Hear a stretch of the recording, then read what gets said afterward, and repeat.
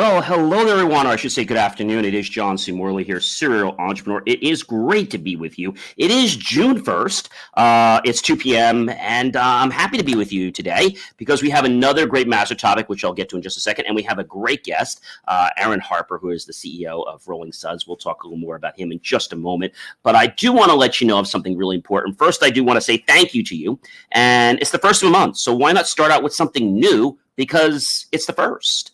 And it's easy to start when there's a beginning. People say, I can't start. It's a new week. It's a new month. You don't have to wait for a new year. And June is kind of like the halfway point of the year. So really, you're kind of like that point where you can say, gee, am I happy with myself? Am I doing everything I need to do? Or can I make some tweaks? So, there are people that complain about things. And then there are people that actually realize that they are the solution. But if they don't think that, then they might be part of the problem. And this is a big issue.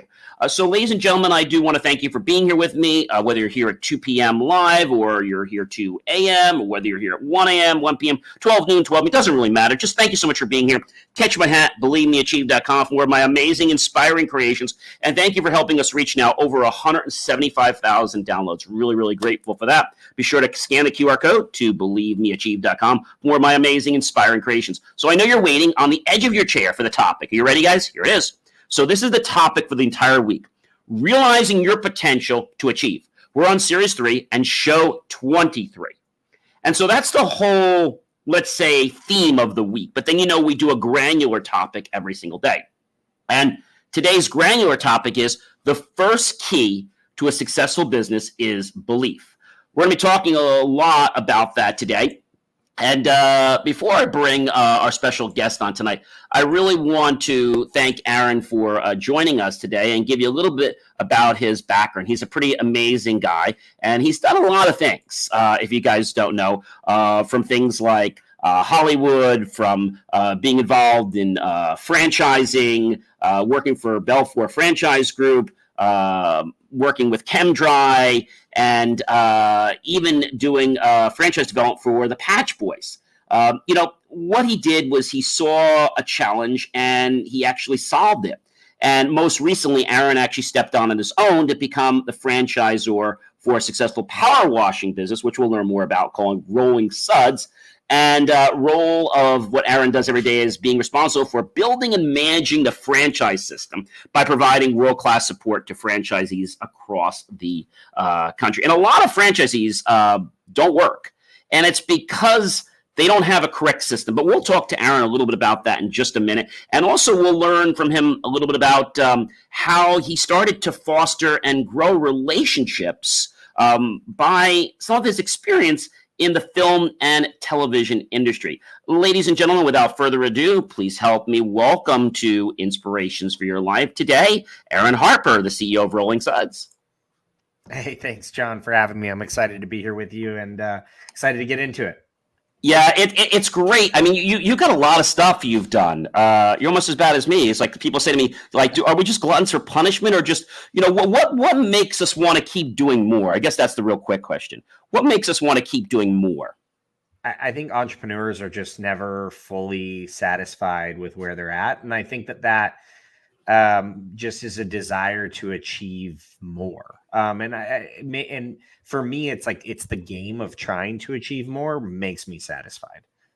And I like the way you said that. And the thing I always tell people is I am grateful, though, but not satisfied. So there's a difference, right? Grateful is, when we're grateful, more things come in our life we can be grateful for. So I am very grateful for everything that I have and continue to get, but I'm not satisfied. I want to keep pushing the bar. So I'm happy with myself, but I feel like I can't settle for the way I did it yesterday, right? I have to be able to run a faster lap. I have to be able to do more in less time. So let's get in a little bit about your journey. The first thing I just want to ask you is, where did it all start? When you mentioned that you were a while back in your bio in the career in Hollywood, tell us a little bit about how the Hollywood part got you to be set up as kind of an expert in your field for what you do today. So in Hollywood, you're dealing with really intense personalities. Basically everything that anyone has ever heard about Hollywood, it's true. Every story. When you're dealing with really intense personalities, it's all about how well can you build relationships and how quickly can you earn people's trust. And now in the franchise industry, it's very similar. It's a relationship business. You're developing relationships with franchisees, suppliers, and our mission statement at the company that I own is actually, this is a relationship. So that's our mission statement. This is a relationship. And so really, Hollywood helped build the foundation for everything that I'm doing now. And I think a lot of people, when they hear Hollywood, they think it's like, this thing that you just do and it happens. And that's not how Hollywood works. I mean, there's a lot of glamour there, but it's not like you just show up in the fancy car and you just suddenly just get the billing. It doesn't work like that, does it? There's a lot of behind the scenes, and a lot of people don't make it too, I understand, in Hollywood. Most people don't make it. So I was on the business side working with at the talent agencies. And becoming a talent agent with actors and writers and directors is almost as difficult as becoming an actor and writer or director, because you have to earn the trust of that side of the business because you're representing those actors, writers, and directors. And so it takes a long time to build up to that. But I had a great opportunity to work with Academy Award-winning actors and writers and directors, and jumped it around to some of the biggest talent agencies in the industry. So that's where your career started.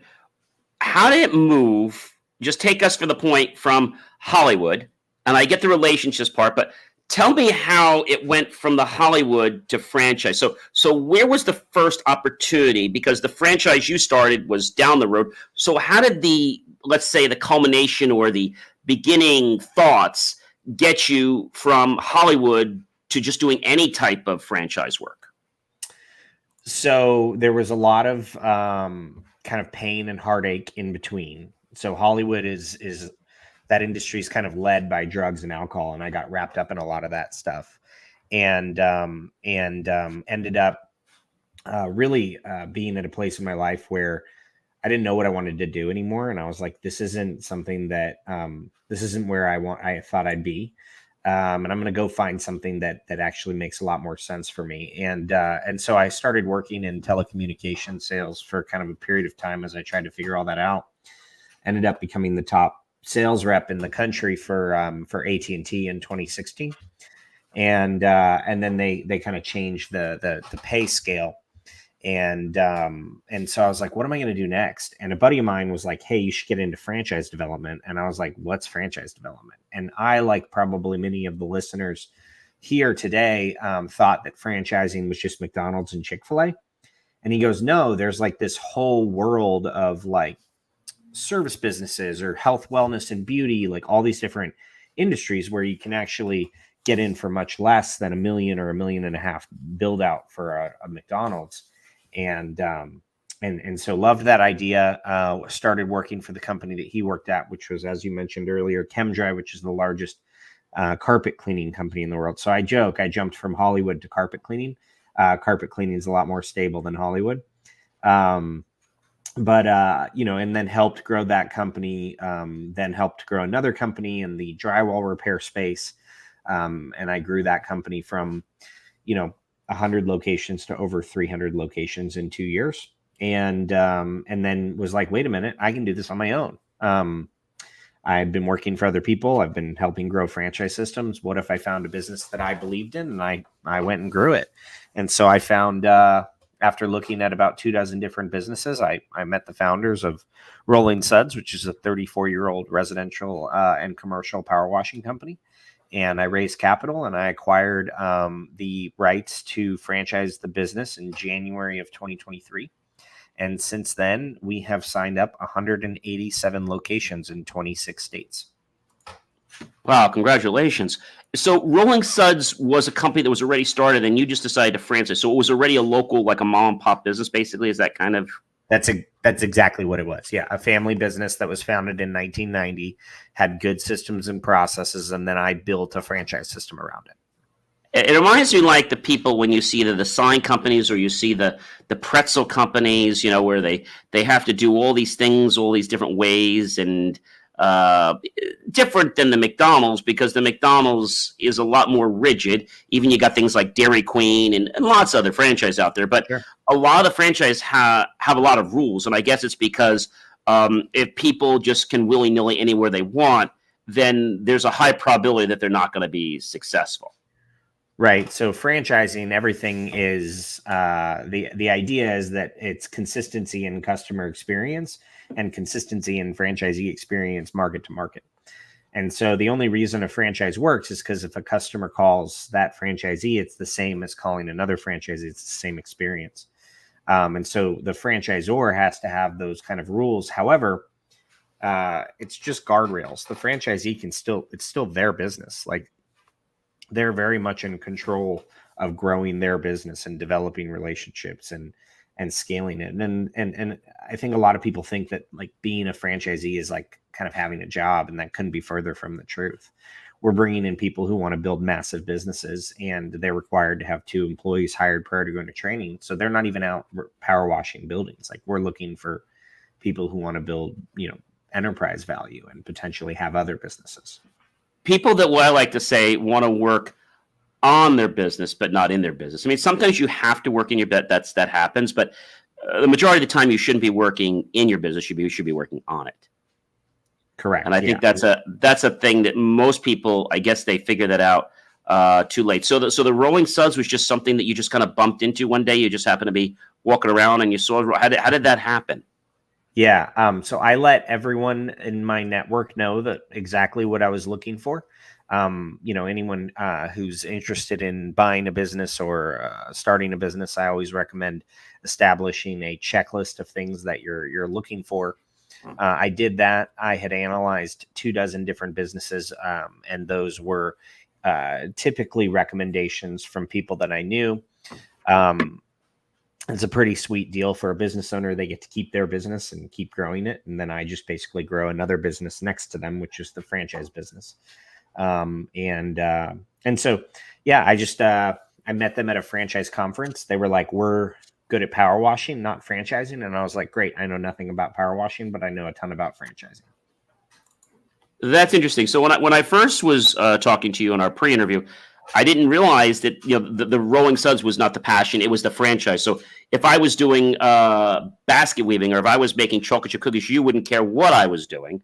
It was just you knew how to take that. You know what it always reminds me of? So when I was probably only in my teens, I started going to Disney University and got hooked on it, and I learned that the whole thing about Disney is experience, which helps me compare a lot to your franchises. That Disney has rules. They don't really call them rules. They call them their policies or their premises. So like what they will do is they will always be polite to you all the time.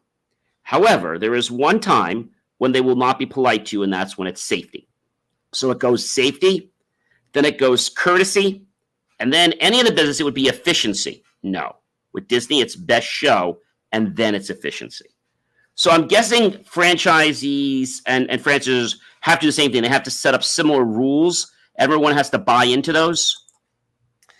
Yeah, I mean, there's standard operating procedures in any business. The franchise basically just creates standard operating procedures for all the businesses to be as close to the same as possible. So technicians do the same thing. There's a junior and a senior in every single truck. They each have a checklist. They do the same thing when they arrive, the same thing when they leave, every single time. Talk to the customers the same way, say the same thing, and that allows franchisees to create more enterprise value. Because if everyone's more or less doing the same thing, and we add 350, 400, 1,000 locations nationwide, well, now they're part of a larger business that they have higher enterprise value if they wanted to ever go sell the business, because it's everywhere. It'd be like the difference between having, John's Coffee Roasters, a company that's a good local coffee company, or owning a Starbucks. Like, the Starbucks is going to be more valuable because it's more recognizable because it's a national brand. This also reminds me, we talked about it on my tech show a few weeks ago, of a company that came out with, I won't call it a franchisee, but it has a similar notion where they came with a coffee club around the world, where you basically, you as the customer, as the business, don't pay anything. And so the way they do is they charge each person that wants to be part of it $5, and it brings businesses to like this to different coffee shops around. So I thought that was a kind of neat thing. So I think a lot of people, when you think about key strategies, because we have a lot of people listening here today or tonight or whenever, in the wee hours of the morning, because we can be accessed anytime, or while you're driving, a lot of people that are in business today, maybe they're working for a Fortune 500 company, maybe a smaller company, and they're like, I had enough with this company. You know, they're not fair to us. You know, they're not giving us the profit push down. The CEO, CFOs driving bigger cars, which is fine, but we're not seeing any of that profit. We're not getting any of the benefit, but we're expected to work harder. So a lot of people might be thinking about, you know what, I want to exit, but hey, I got good benefits. I got that's health. I got a 401k. I have stability every day. So I guess my question is, what do we say to these people that are on the fence right now about saying they want a franchise? What can we say to these people? Because I tell people, don't quit your day job yet. Keep doing what you do, because you need to have some leverage before you can start a franchise, before you can start a successful business. So I would have to, when it comes to franchising, you're signing typically a 10-year agreement. And that 10-year agreement is going to have minimums and requirements, and it's effectively a mortgage document, more or less. And so if someone's in their job and they want to try something on the side, I actually wouldn't recommend that they buy a franchise, because they're committed to that business regardless of whether or not it works out. And so, you know, if they're looking to just like kind of keep their job and start something on the side, I'd recommend looking up some type of like kind of side hustle opportunity. I would say that if they want to go all in and they're truly fed up and they've decided, I don't want to work for someone I don't want to work for someone anymore. But in every single role that I've ever been in, I've been good. I follow the instructions. I learned the training manual, and I've, you know, rose to the top in every single role I've been in. Then a franchise would be a great place to jump to, because we're going to give them the playbook. We're going to say, this is exactly how you be successful. If you invest this amount of money, you can reasonably expect to have this amount of return. But like with us, we don't want part-time franchisees. Like it's not allowed in our system. We want people who are going to go all in and grow a big business with us. So when we think about the side of joining a franchise, that's one side, right? Now there's the other side of the coin is you got a partner, maybe an other or family member, and they've got this business and they're on the fence about whether they should franchise it. What can we say to those people? And that's really the question I want to spin off from the question I asked you about the job, which is correct, but I think I really want to go the other side, because that side might have more juice and motivation to get you to quit your job, because now like there's more stake involved. In terms of becoming a franchisor, just to make sure I understand, like actually. Yeah, so you make cookies, or you make widgets, whatever it is. Maybe you do dog cleanup, whatever it is. Could be anything. And you want to create a franchise so other people can clean up dogs just like we do here in our states. So I'll tell you the same thing that I tell, because I put out a lot of content online that's hopefully valuable for people who want to start businesses or become a franchisee or a franchisor. Franchising is a completely different business than whatever it is, the widget that you're good at creating or good at servicing the customers. And it requires different infrastructure. It requires different capital. It requires different org charts, different supplier relationships. And so, I'll say this, and I might get some flack for it, but most people shouldn't franchise their business. Just because you have a good model where you make good cookies doesn't necessarily mean that you have the skill sets to turn it into an international franchise brand. Because there's people's lives on the line when they sign that franchise agreement. And if you don't know how to support them properly, then it's going to be a really big challenge. So I want people who are thinking about franchising their business to understand that a franchise is a startup. Even though you have a good cookie business, or even though you have a good painting business, you're starting another startup, which is the franchise brand.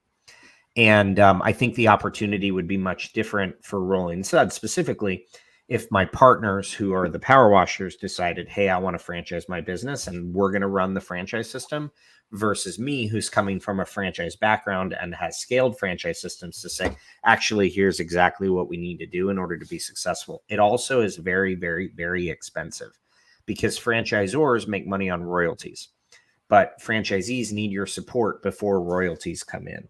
So you're outlaying a lot of cash on the front end to help franchisees get to a point where they're generating enough revenue to then produce royalties.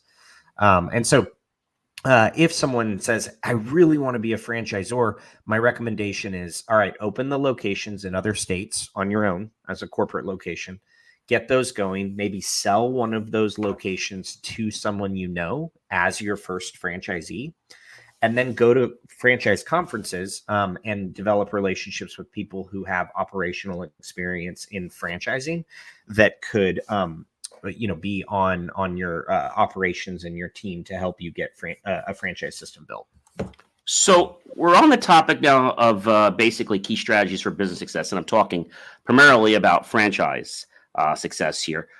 What is it that people need? Is it just good systems? Besides, you mentioned some capital. What else? What other resources do people need beside some money? What else do people need? I'm thinking systems are very key. I know even in all the businesses I run, we're looking to automate everything. Right. Even the process where, when we do the interview with you, we, in another 3 or 4 months, we will have everything automated so that even the submission process after it goes through and it goes to a final interview will all be automated. There'll be no emails back and forth. You'll log in, you'll upload your credentials. It'll tell you whether your interview's on, whether it's canceled, but it will be all automated. Because as we get lots of guests on, which is great, it's still a manual process. Right. Yeah. I mean, franchising is all systems. That's exactly what it is. It's people and processes. And so, I'll give you an example. I have 30 employees right now. I have 30 employees, and then we have relationships with and contracts with 38 suppliers or vendors. And they all have to be rowing in the same direction. They have to be able to talk to each other when they need to talk to each other. And there's a bunch of back end technology as well that connects everyone. And so there's a lot more that goes into a franchisor or a franchise system than people think.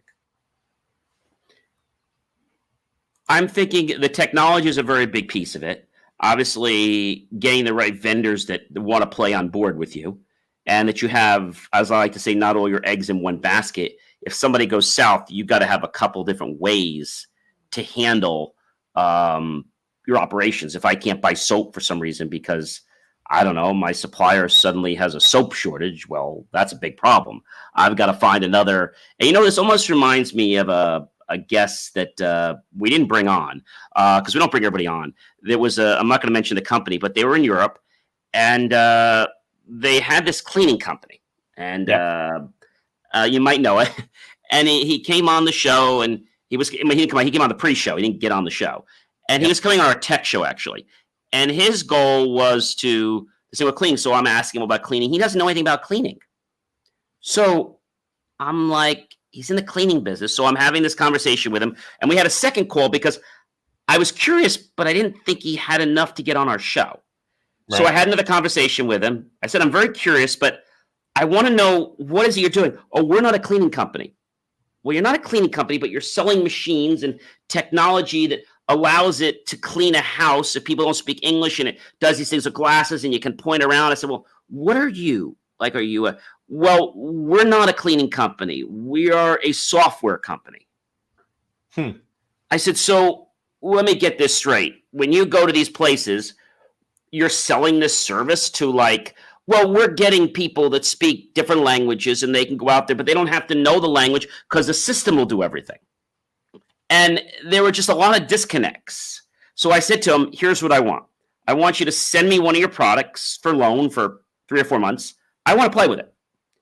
Yeah. Oh, see, we can't do that. Why not?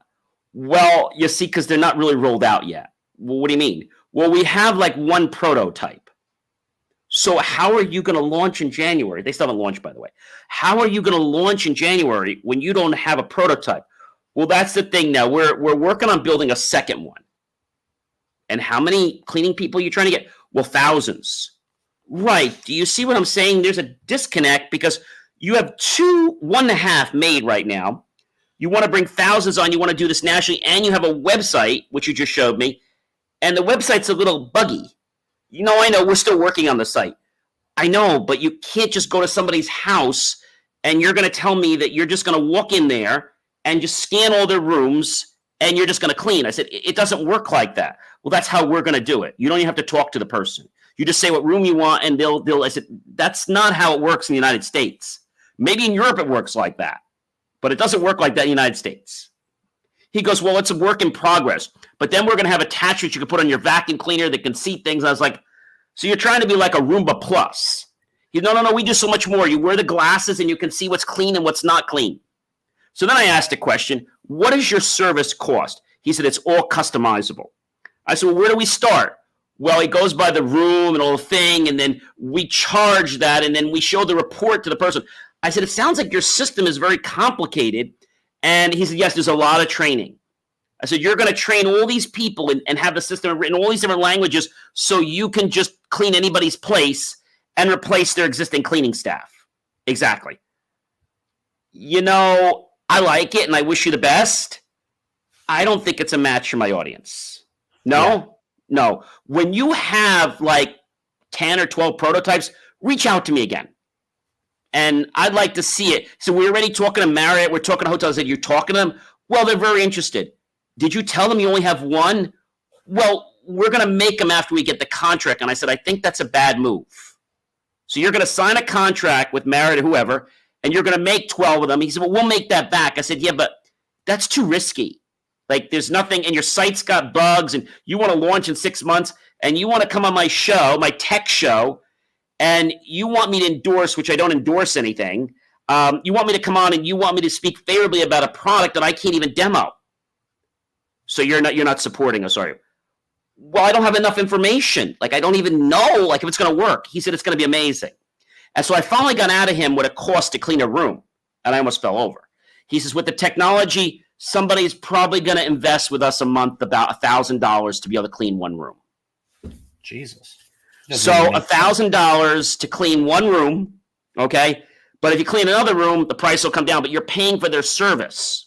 So you're buying their machine, which they don't even make.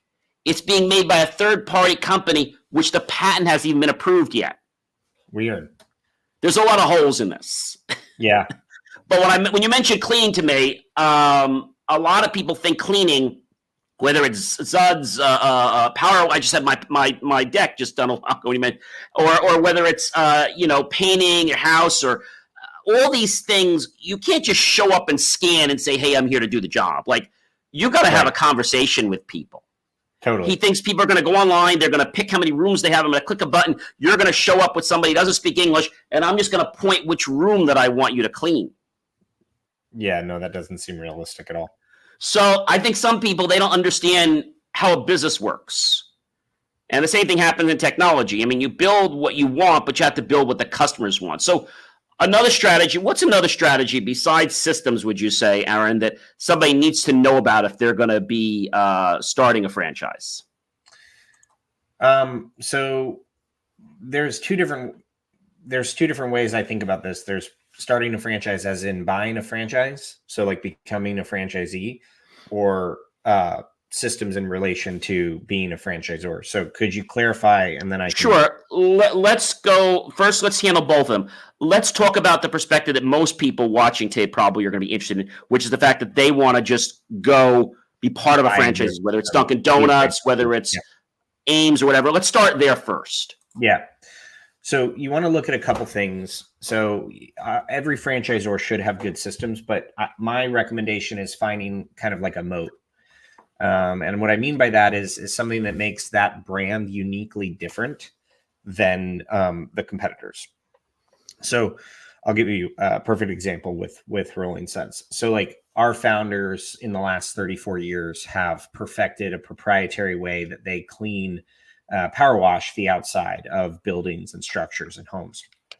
And so we are able to, with our truck and our equipment, power wash 5 stories from the ground. and we can do a 3,000 square foot house in 25 minutes or less. It's actually funny. We were on Twitter, and I went on someone's podcast, and he wrote a whole thread about us and said, 3,000 square foot house in 20 to 25 minutes. And this thread was seen by like 500,000 people. And it was just had comment after comment after comment of, there's no way it takes me 8 hours and a 12 pack to power wash a 3,000 square foot house.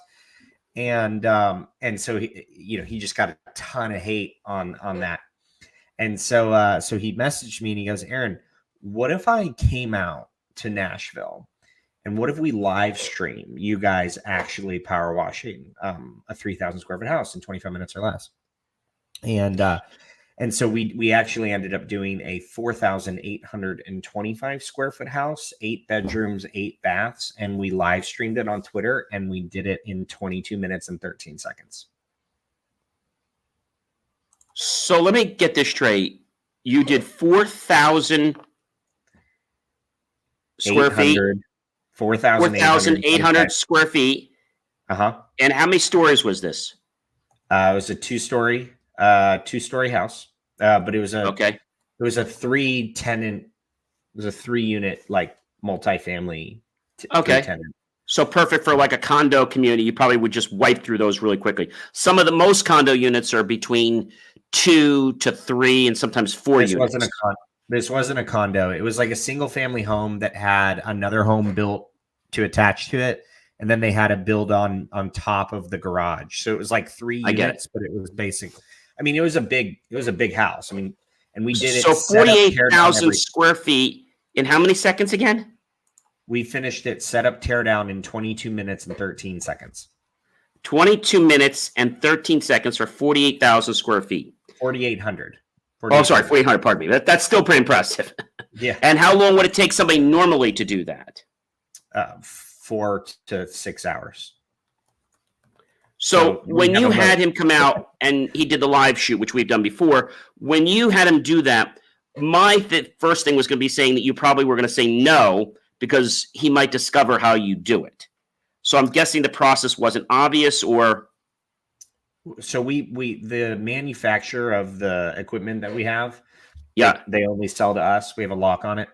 And then we build the trucks ourselves. So you can't even go buy those trucks somewhere. So the trucks that franchisees get are proprietary. And then the way you run that equipment is different than what most power washers do. And it allows us to be not only more efficient, but also effective. So like Ray Kroc, who is the founder of the McDonald's franchise, he went to their original McDonald's and he ordered a burger.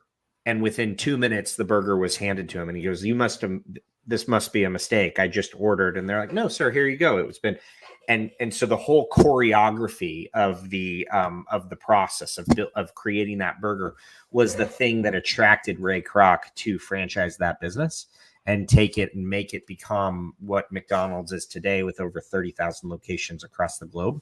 It was very similar for me with Rolling Suds when I was able to see that they were able to clean these houses and make them beautiful in such a quick amount of time. I had never seen that before.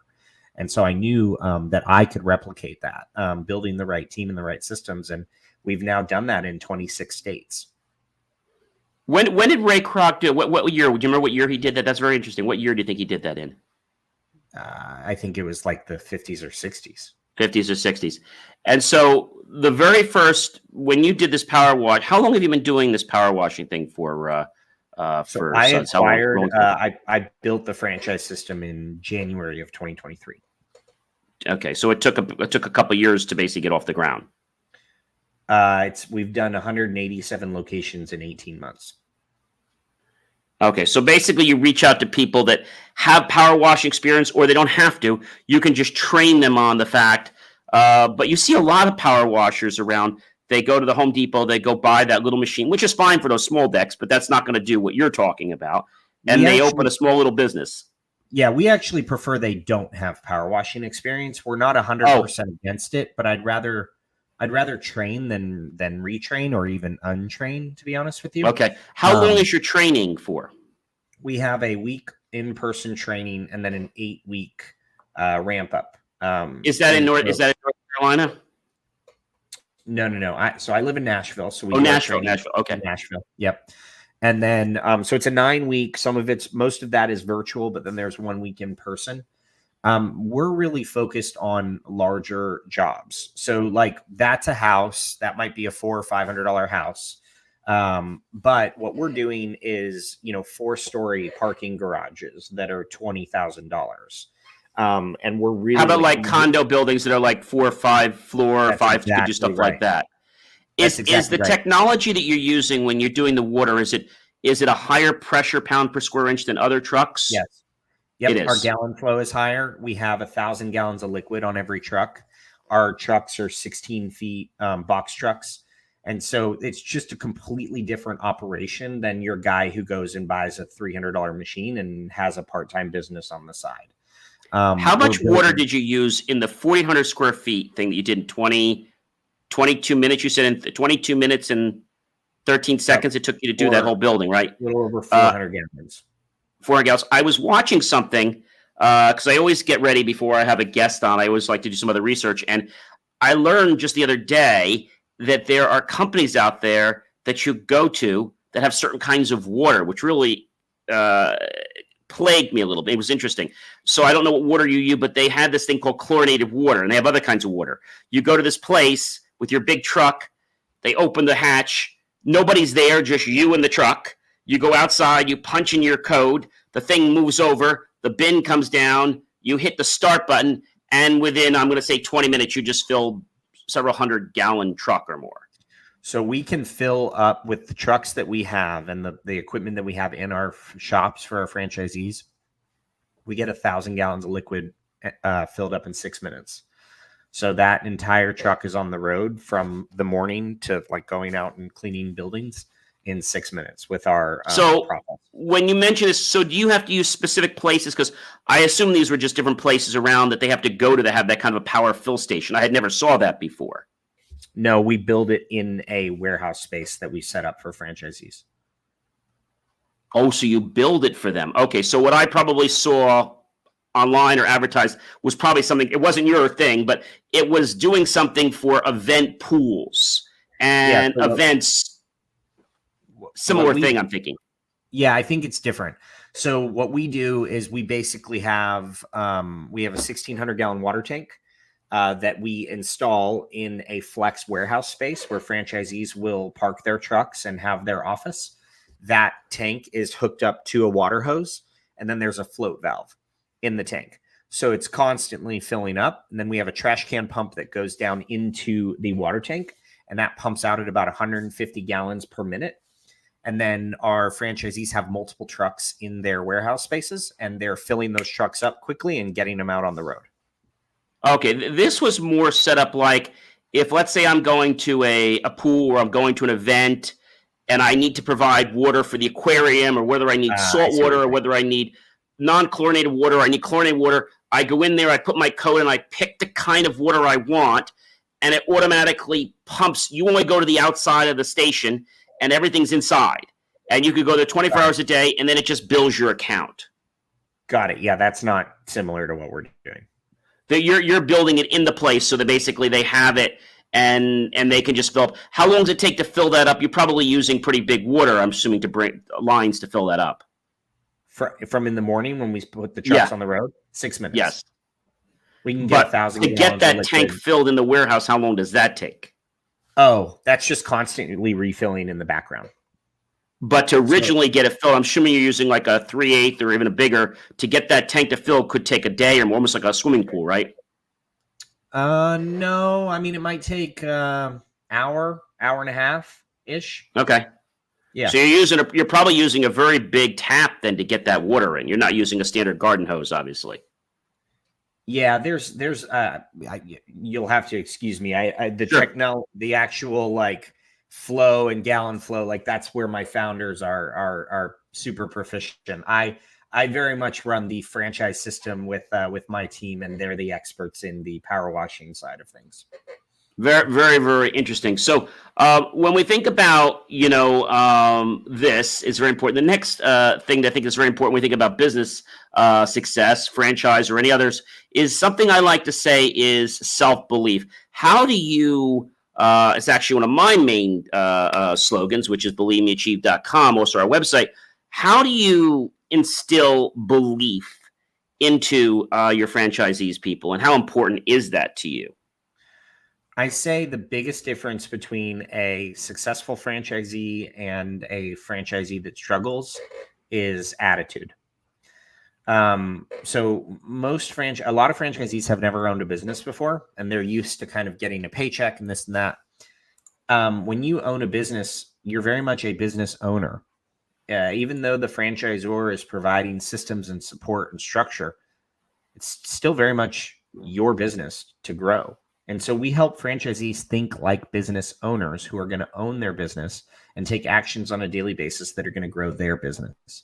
And while we help and we generate leads for franchisees, and we have a call center and we have bookkeeping and we have all these different things that support franchisees, we almost try to tell them, let's pretend that those leads don't exist.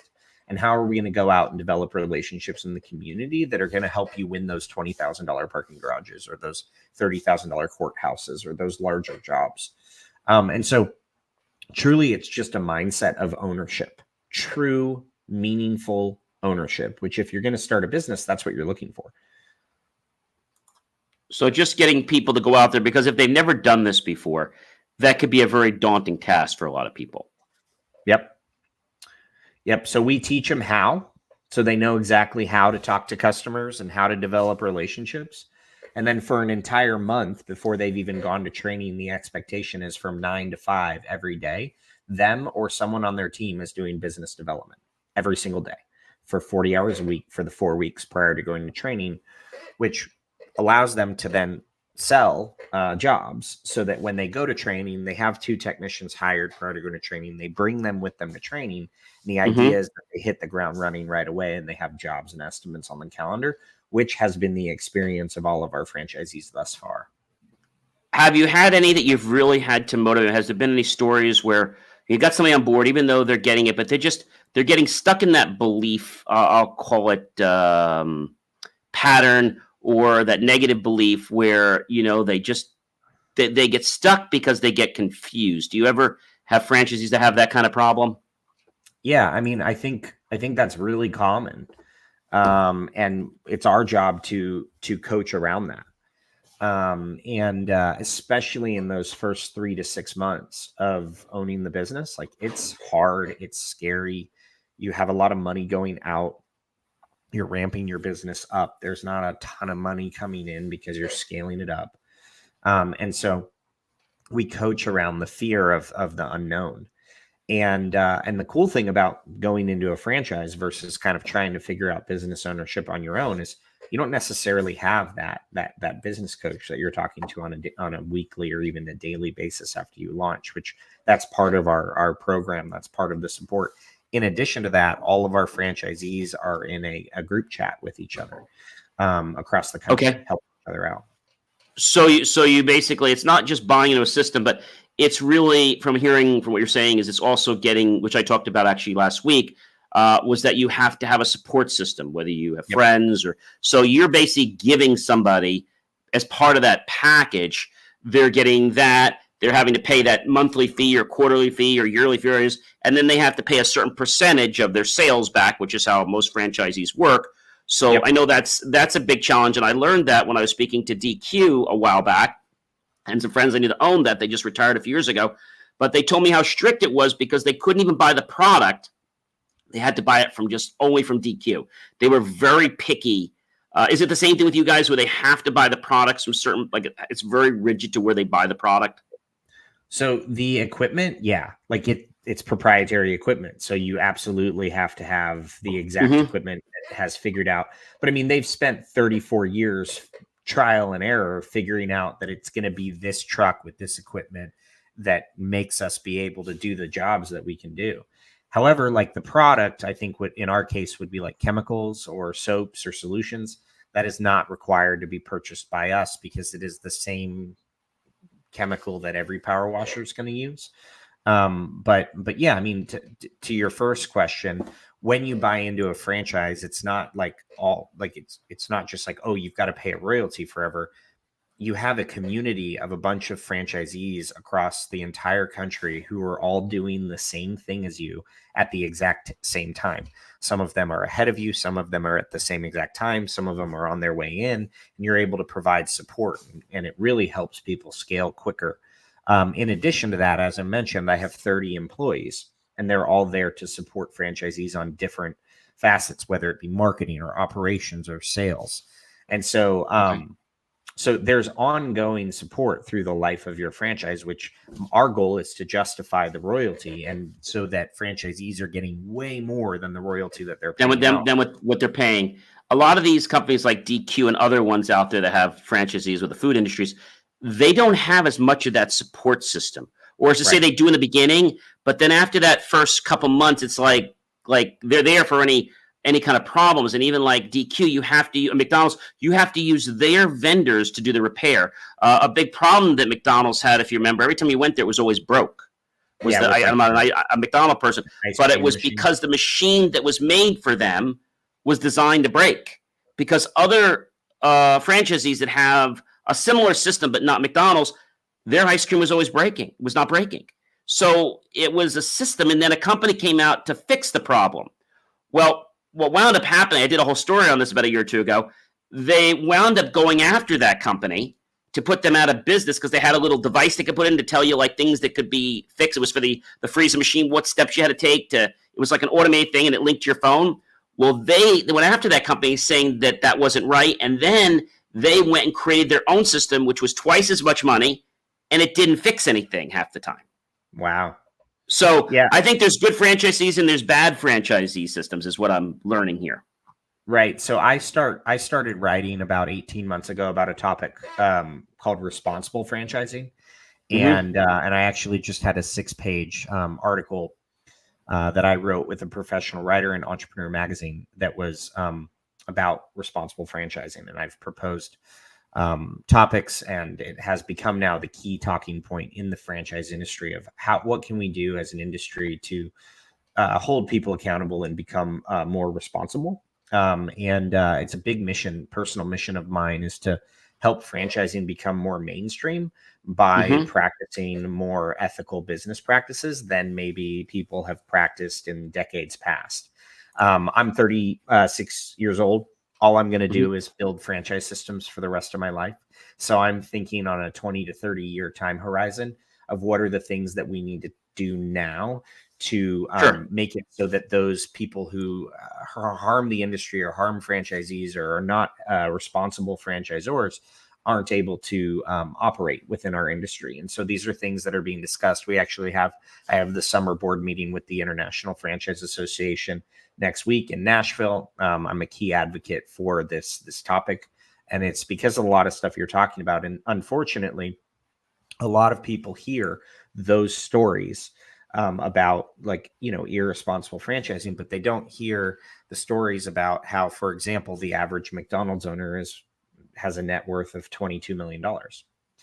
The average, that's a fact. And the reason is because they found the right brand. They have multiple locations. They executed on the model. Mm-hmm. So anyways.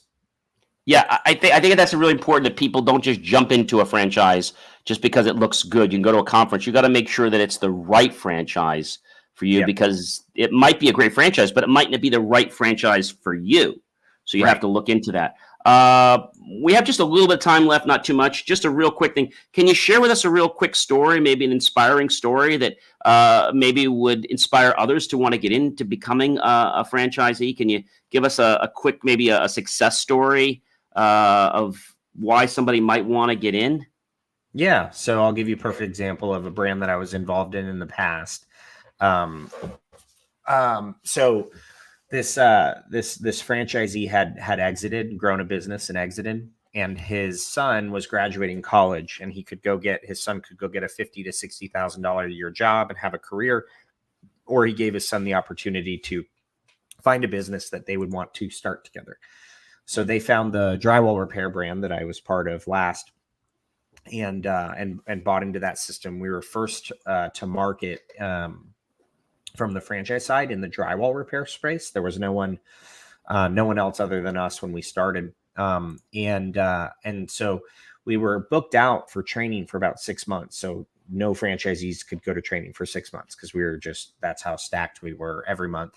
And so we had franchisees get a list of 50 referral partners to develop relationships with before they open. And he goes, well, Aaron, I've got 6 months, so I'll get a list of 500 referral partners. Him and his son went and spent 6 months developing relationships with other painters and other companies that would encounter drywall repair. And when they launched, they had all these relationships. And their first month, they did over $55,000 in business. And 30% of that business was from the referral partners that they established. And now they've started other businesses. And that son never has to go get a $50,000 a year job if he doesn't want to. He'll have 16 businesses by the time he's my or your age. I find that, and this is what got me to start other businesses, is that when there's a problem in one business or a challenge and no one can solve the problem, which is kind of why I have an IT company, engineer is my degree, and have other backgrounds, but I went into marketing, advertising, and printing because nobody could print anything for me. Nobody could print anything properly. And I'm like, really? Seriously? But people were very good at taking my money. And so I realized that sometimes you got to be the first one there to solve that problem, and then people are willing. Just a few more points as we're almost out of time here. What I want to ask you is, what can you tell us to optimize their environments? Just anything that people need to be to optimize to have an ideal, just a real quick answer, let's say their franchise. Is there anything they have to do to optimize to make sure it's the best when they come on board? Yeah, I mean, I would say before you decide a franchise, you got to optimize and make sure it's going to be the right one for you. And I would also say it doesn't matter what your passion is. If it's your first business, just find something that makes money, and that you feel like you could be good at, and then save your passion for a future business after you've learned how to run and operate a business. I think everybody starts a business and they want to make money overnight. And I tell people, this is the difference between business owners and entrepreneurs, serial entrepreneurs. Entrepreneurs are not there to keep the lights on. They've been doing that as a business owner. When you stay and become successful, you're running the business because of the entrepreneur, because of the passion you have to do things. Yep. But the reason why a lot of them fail is because, like, oh my gosh, you got to make money, got to make money. So I think that's a challenge. And I think the last thing I just want to ask you is making sure, do you guys have anything in your infrastructure to make sure, just real quickly, that people are, prioritizing self-care? Is there anything part of your training to make sure that people are not burning themselves out? Just a real quickie on that. Yeah, they have to hire a general manager in training before they go to training. And that person's going to run that truck. If they were doing the sales, running the truck, doing the pay, like all that stuff at the same time, the business isn't going to go very far because they're the business. And so having them and encouraging them, requiring them to have a general manager in training hired prior to going to training, that we teach them how to operate the truck and how to train other people, allows the franchisees to work a lot more on the business than actually in the business. And in fact, if they are on the truck themselves doing the power washing, we coach them on, this isn't the best place for you to be. It's not the highest and best use of your time. More about that concept about working on our business instead of in our business. I think it just goes back to that whole thing. One thing I'm going to mention real quick, and tell me if you agree with it. Before you maybe go to get a franchise, maybe go work for a franchisee, maybe a company, just see, it doesn't have to be the same industry, and see how do you like being part of that network. I don't know if you think that's a good idea, so that they can see the kind of things that have to go on.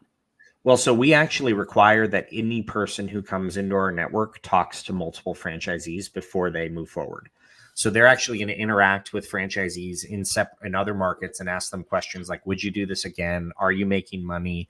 Are you enjoying your life? Like all those kind of questions. And we're not involved in those conversations at all. So that's a franchisee to prospective franchisee conversation. So they can't move forward with us without doing that. So it's not an impulse buy at ShopRite or BJ's or Costco when you're checking out. No. You're not going to scan this and suddenly buy a franchise even if you have the money, you got to make sure that the right people are on board. And I'm sure that's part of your process. Well, we've turned Aaron, away, yeah. Just so you, I mean, we've turned away more people than we've brought in. We've turned away 59 people who had the capital and weren't right for our system. So not everyone's right for the right franchise, and so we're very, very selective.